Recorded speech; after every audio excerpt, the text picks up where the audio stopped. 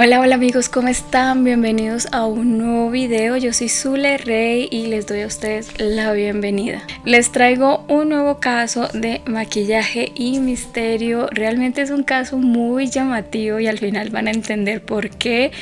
Estábamos con los asesinos seriales de Perú, los más llamativos, los más peligrosos, los más quizás en su caso que en este caso los más fructíferos, se puede decir, los que más llegaron a hacer daño en el país al que pertenecían. Pero el día de hoy es un caso que sí, es un caso de una investigación criminal de alguien que le quitó la vida a muchos seres humanos, en este caso muchas mujeres, en más o menos alrededor de unas 20, y se tiene la creencia de que fueron muchas más. Pero todo lo que encierra este tema, este caso como tal, este criminal como tal, es muy llamativo y muy particular, porque yo no les vengo a hablar de uno, les vengo a hablar de dos criminales que se relacionan al final. Sé que es un poco confuso, lo fue para mí, pero espero ser lo más clara y detallada a la vez posible. Y sin más preámbulos, los invito a conocer la historia del descuartizador de Lima y el psicólogo loco.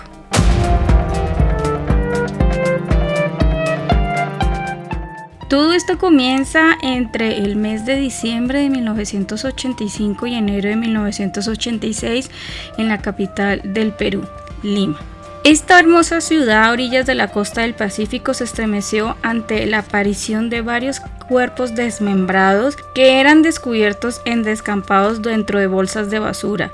Más de 20 cadáveres habían aparecido y con toda razón la ciudadanía reclamaba acciones efectivas para frenar esta ola de sangre y más seguridad. Ante esto, las autoridades decidieron dar a conocer a las principales características físicas que testigos habían proporcionado y así, con la ayuda colectiva de la comunidad, dar con el posible culpable. En varios distritos de la ciudad capital como Chorrillos, Miraflores, San Borja aparecieron bolsas negras de basura que contenían partes de cuerpos de varias mujeres desmembrados. Se cree que la primera víctima fue una prostituta que trabajaba en la avenida Arequipa. Testigos narraron a la policía que la última vez que la vieron a la mujer con vida estaba acompañada de un hombre con particulares características. Otro testigo narró que vio a un hombre dejar unas bolsas de basura que más adelante se supo que tenían en su interior partes de un cuerpo. Abandonó estas bolsas en una calle solitaria de la calle Surco y dio las mismas características que antes habían sido mencionadas. En este punto, las autoridades llegaron a considerar que el asesino debía tener conocimiento en medicina, pues los cortes eran finos y precisos, hechos por un experto, o quizás también podría ser un carnicero.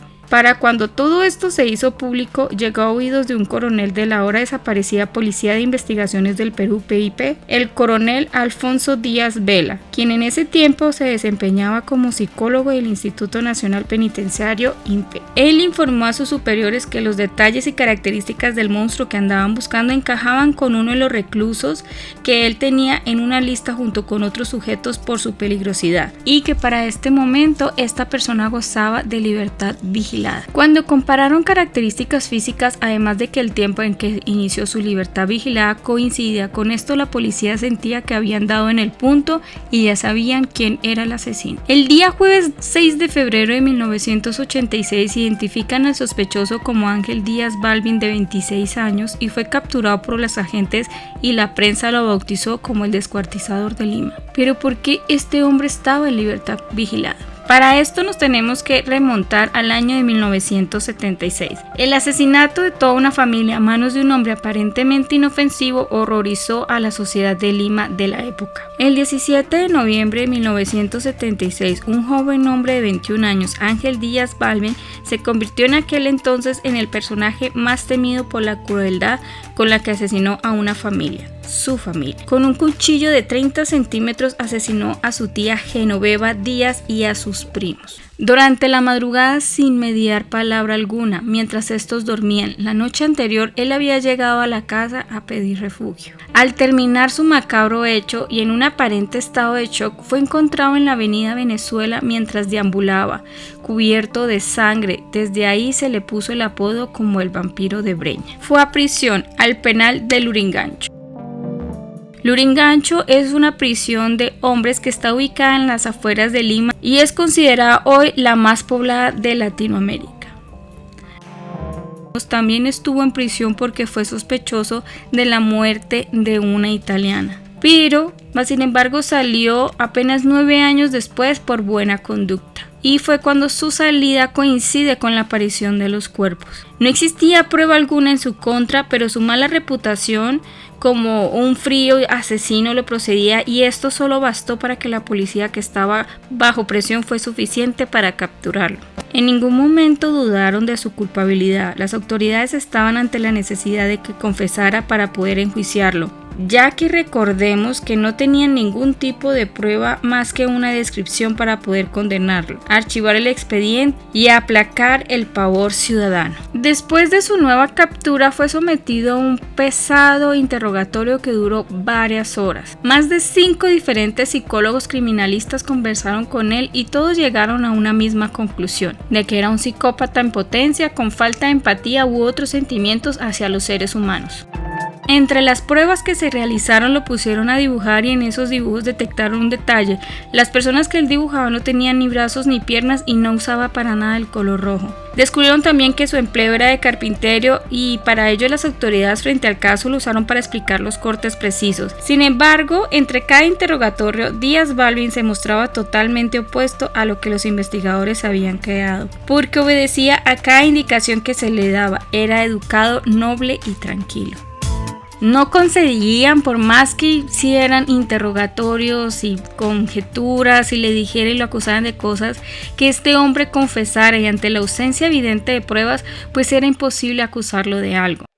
Los miembros de la PIP, ante su total impotencia de conseguir fax, decidieron buscar a alguien más, que es justo en ese momento que uno de ellos recuerda al doctor Mario Poggi. Y es aquí cuando entra en escena el psicólogo López. Mario Poggi era un especialista que había llevado estudios de psicología criminal en la PNP, Policía Nacional del Perú, y había trabajado como catedrático de la Escuela de Oficiales de la PIP.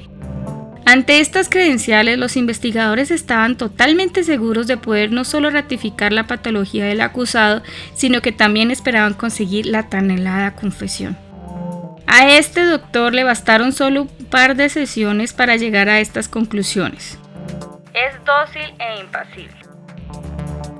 Pero para este psicólogo, que quizás estaba más perturbado que su mismo paciente, decidió hacer justicia por mano propia.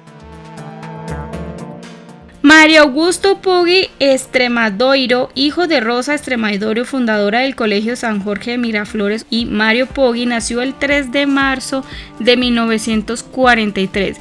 Presumía de formación profesional en Europa, se graduó como criminólogo en la Universidad Católica de Lovaina en Bélgica. Se vanagloriaba de ser psicólogo, escultor, arquitecto, politólogo y criminólogo. Para el momento de la captura, Mario Poggi tenía ya 42 años y estaba sin trabajo. Es cuando entonces el comandante Víctor Cueto Candela, quien era el jefe de la división de homicidio, lo convocó para conseguir la confesión del único sospechoso. El sábado 1 de febrero, un comisario de apellido Araujo le indica: el sospechoso está detenido, doctor. Solo debe ir el lunes a las oficinas de la avenida Wilson y comenzar. Su misión es trazar un perfil psicológico del presunto descuartizador de mujeres, preferiblemente rescatar la confesión de los asesinatos. Este psicólogo apeló a distintas técnicas de interrogatorio sin límites, le quitó la comida, le enseñó fotografías de los cuerpos, entre otras acciones que hoy serían consideradas ilegales, pero no consiguió más que indiferencia. El acusado era dócil y totalmente impenetrable. Al cuarto día, Poggi evidenció su falta de resultados ante la prensa, porque habló con un medio local, el periodista Jorge Salazar de la revista Caretas, según para ofrecerle la primicia. Puedo certificar que él es el descuartizador. He realizado muchas pruebas psicológicas científicas. Es un peligro. Pero los policías, entre otros medios de comunicación, no confiaban en su conclusión, exigían pruebas. Entregó también algunos cassettes de sus testimonios a cambio de dinero y coordinó una sesión de fotos. El fotógrafo que presenció el interrogatorio estaba apoyando al psicólogo, iba de manera particular acompañándolo a él. Más adelante narró lo que vio. Vio cómo el psicólogo le puso una correa al cuello a Díaz Balvin. Le indicó cómo tenía que cortar los brazos a un muñeco, le hablaba de formas de cortar cuerpos. Poggy amenazó a Balvin de muerte, pero nadie lo tomó en serio porque creyeron era parte del estudio. Este fotógrafo recordó las fotos que más adelante develó el nivel de sumisión del acusado y la ansiedad del terapeuta para obtener la tan anhelada confesión. Pero Díaz Balvin era un hombre duro de desgastar, el tiempo apremiaba, el plazo de prisión preventiva se terminaba y la principal testigo que había dado una descripción contando cómo él había dejado las bolsas negras había declinado en su testimonio. El sábado 8 de febrero de 1986, el psicólogo se dio cuenta de que no había manera de que el sospechoso ratificara las versiones que él mismo ya había dado, y la policía intuía y querían ya poner fin a todo este revuelo mediático y darle un cierre al miedo colectivo que reinaba en la sociedad. La noche del domingo 9 de febrero el psicólogo se volvió loco. En el cuarto de interrogatorio, Poggy y Balvin se quedaron solos cuando el psicólogo le pidió intimidad al guardia para, según, aplicar una técnica de tratamiento del detenido. Como este estaba esposado a la espalda y para todos el sospechoso era el peligro en el cuarto, pues no le vieron mayor problema. Así, no te muevas, asesino, asesino, asesino, ya no matarás a nadie, eres un asesino, maldito. Este fragmento del relato se publicó al año siguiente de los hechos en un libro por Jorge Salazar llamado Poggy. El psicólogo mató al sospechoso, ajustó la correa de su cinturón en el cuello del acusado y presionó hasta el final. «Soy un héroe, lo salvé de un monstruo», este gritó con orgullo mientras abría la puerta del cuarto del interrogatorio. Fue capturado de inmediato y condenado a 12 años de prisión por la Corte Suprema de Justicia. Solo pagó 5 años en el penal de San Jorge. Ya sus últimos años los pasó en un parque de la ciudad portando un look bastante estrafalario y se hizo demasiado famoso. Lo conocían como el loco del parque. Portaba este apodo con orgullo. Escribió algunos libros y financió algunas películas de muy bajo presupuesto contando su historia.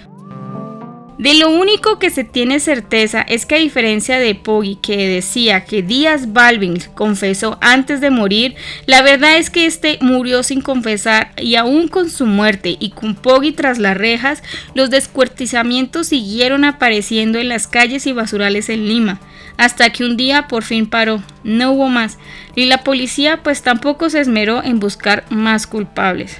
Y es así como la duda queda en el aire. ¿Realmente Díaz Balvin era un monstruo? ¿Era el descuartizador de Lima?